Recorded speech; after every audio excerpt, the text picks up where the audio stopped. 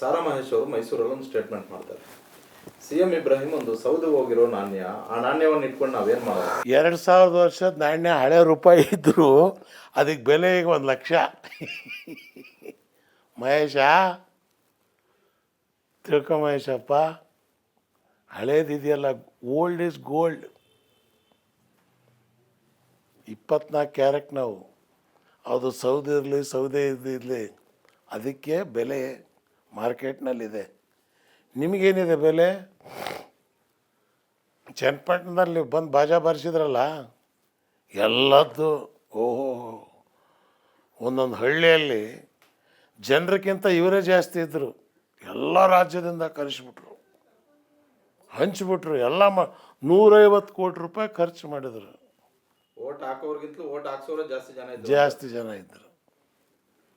ಚನ್ನಪಟ್ಟಣನೇ ಬೆದರೋಯ್ತು ಇದು.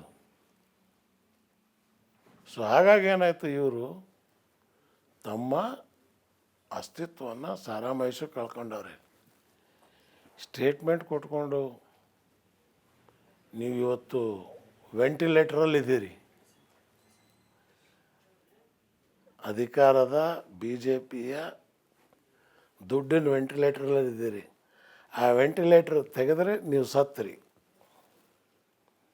ನಾವು ಸ್ವಯಂ ಮಿಷಿನ್ ಇಲ್ದೇ ಉಸಿರಾಡ್ಕೊಂಡು ತಿರುಗಾಡ್ಕೊಂಡಿದ್ದೀವಿ.